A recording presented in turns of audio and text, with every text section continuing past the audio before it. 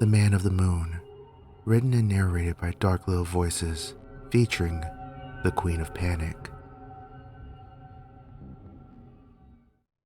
My sister and I lived in a cottage in the beautiful countryside. The closest neighbors were at least 2 hours away on foot. Our horses were fast enough to get there in 30 minutes, but you get the idea. We still to this day have no idea what happened to our parents. They left to go to the market, but never returned, leaving me to raise my sister all by myself. It wasn't all bad, just lonely and rather terrifying at night. The first year was the hardest on both Eva and I. Luckily, I got better at hunting and tracking. The fur from the pelts helped tremendously. Mr. Machiavelli was kind enough to trade with us from time to time. He even showed me how to make a better fur blanket than the ones Eva and I attempted to make. Life gradually got more comfortable for my sister and I, but poor Eva never gave up hope. With every sunset, she went out to the porch and waited for some sign of hope that our parents would return. I knew they would never come back. Wherever they were, it didn't matter anymore. Seeing my sister cry herself to sleep waiting for them every night made me visibly upset. I hated to see and hear her cry. It broke me. Finally, I talked to her into waiting once a week. Once a week turned into once a month. Once a month eventually gave her the strength to sleep soundly through the night. Sometimes she had nightmares about what happened to our parents, and I had to talk to her until she calmed down enough to realize that it was just a nightmare. There were no such things as witches, let alone witches that could chew through wood and stone. Eva and I continued to live this way until we became adults. Every year, she prayed that our parents would safely return home. She would then pray that the witch didn't eat them like in her nightmares. Guilt washed over me effortlessly every time I had to see her saddened face. I kept my feelings on the matter to myself, crying in solitude the best that I could, just so that Eva could always feel comfortable talking to me on the issue. I did everything I could to be the best big brother that I could be for Eva, and she would do her best to show me appreciation for it. There was something that I couldn't ignore. Every time that I tried to ignore it, the feeling grew more and more intense. Finally, I sat Eva down and talked to her about it. Eva, look, I know that the years have been hard on us both, but... Go then, she said, waving me off as she interrupted me. I know you want to travel the world, going on adventures, see what's out there. Just promise me something. Well, 2 things. Name them, I said with relief and excitement. If you do find Mom and Dad, tell them I still think of them every night. I want them to come home. I was annoyed by her request. I had hoped that she would have given up the idea that they would return, but she really stuck to this belief as much as she still believed in God. All I could do was shake my head, roll my eyes, and sigh. Okay. And the second request? She swallowed her words on my reaction. She didn't want to argue. Like my craving for adventure, she just seemed to know that the idea of believing in the idea of our parents returning was just non-existent. She continued. And the second... She hugged me tightly, almost squeezing me to death. Is that you come home from time to time. No matter where you go in your travels, this will always be your home too. After a tearful goodbye filled with hugs and Eva stalling me by trying to make sure that I had everything that I would need, I left on my journey. It was lonely, thrilling, and, above all, somewhat fulfilling. No longer did I have to take care of my sister or the cottage that we grew up in. I now had a whole world to discover. I got to eat many delicious meals, learn different languages from what my sister and I spoke, and discover different cultures. The world became a treasure trove of wonder and delight. Some nights were easier than others, and I learned who I could and couldn't trust. It was then that I got to the top of the hill, overlooking what I thought was the cottage. I smiled and happened to look up at the sky. It's definitely a beautiful day. No other morning could top its beauty. I was beginning to continue my journey home when suddenly I saw many arms and hands. I freaked out and ran as fast as I could, but it was of no use. They were warm, but blinding. No matter how much I struggled to escape, it was no use. I had been better off standing still and praying to God. So many thoughts raced in my head. One of them was how I would now have no choice but to break my promise to Eva. Suddenly, I was sitting comfortably by a beautiful glowing maiden. Her hair was braided nicely. Her shirt was short-sleeved and revealed a symbol of the sun on the right side of her ribs. The shirt covered her chest, but nothing past it. The way she dressed reminded me of a belly dancer, minus the jewelry. We talked for a very long time, and I had almost forgotten about Eva until a month had gone by. The Sun Maiden and I became very close.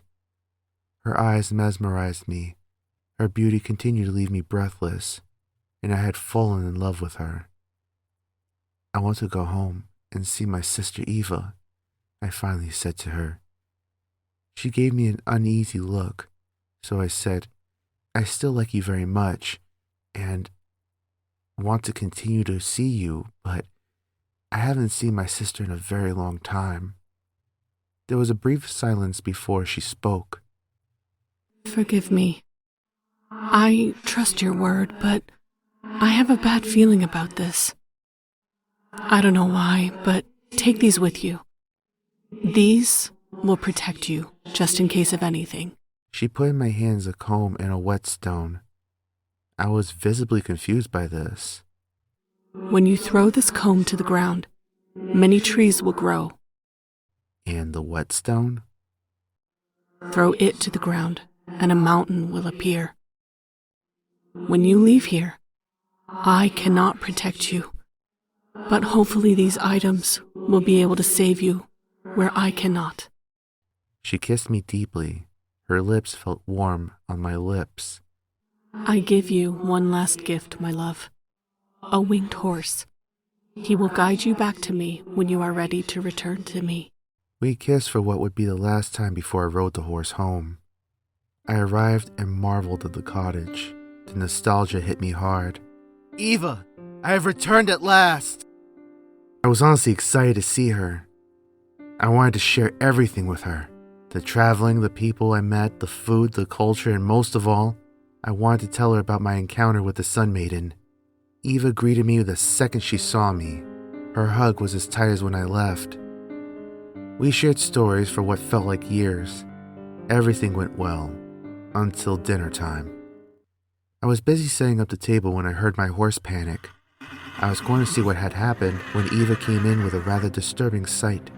She was coated in blood and was dragging a leg the size of herself. In my shock of the horrific sight, I finally processed what it was. It was the horse's leg. Eva, what have you done? Her usually warm laugh that I grew up with was now seemingly tainted with an evil cackle. What is the matter, brother? No longer hungry? When she turned around, she tried to leap at me, but I managed to dodge her, but not without a few cuts from her 6-inch claws. She was destroying everything in the cottage to get to me, but I somehow kept outmaneuvering her. I finally escaped outside, and there I saw it. The poor horse was covered in its own blood and missing a leg. Its wings were injured as I suddenly heard the witch burst out of my home and start to chase me. I ran as fast as I could, but for someone so old and frail, she was able to easily catch up to me. I kept screaming, "Help! Help me, Sun Maiden!" But my pleas, much like that of God never returning my parents or helping my sister process that they were never returning, went unanswered. I then remembered the comb that the Sun Maiden had given me and threw it to the ground. To my shock, thick trees grew immediately. Their trunks looked as if not even a well-sharpened axe would be able to cut through them. So I took this time to catch my breath. As I heard her annoyed screaming echo through this newly formed forest, my relief would end quickly as I suddenly heard multiple trees falling as fast as they had grown. I then saw what had cut them down. The witch's jagged teeth chomped the trees down as easily as ripping paper. "No!" I screamed as I continued to run for my life, hoping to somehow lose her as she laughed. I must admit, boy, you're more clever than your sister was. I hope you taste just as good as she did. I wanted to kill that evil abomination, but I had to escape first, and unfortunately for me, she was quickly reaching up to me. The last item in my possession that I could use to protect myself was the whetstone. I threw it to the ground and a mountain formed. I was amazed by this. I didn't think something like this was possible. Again, I celebrated too soon. The witch had chewed her way through most of the mountain before I could even process what had happened. I screamed and cried out to the Sun Maiden as I tried to escape. I thought I was as good as dead until I saw her. I had never been so happy to see those beautiful glowing yellow eyes as I had in that moment. Her soft hands gripped my arm tightly and tried to pull me to safety, but the witch was just as strong. She had a hold of my other arm. Tears fell down my face as I was scared. "Please, don't let her take me, please." She was visibly as scared and crying as much as I was. I won't let her have you. Just hold on. The Sun Maiden said as she tried with all her might to pull me. I screamed in agonizing pain as I felt my body being ripped in half. I gave off one last scream before I died, my body ripped in half.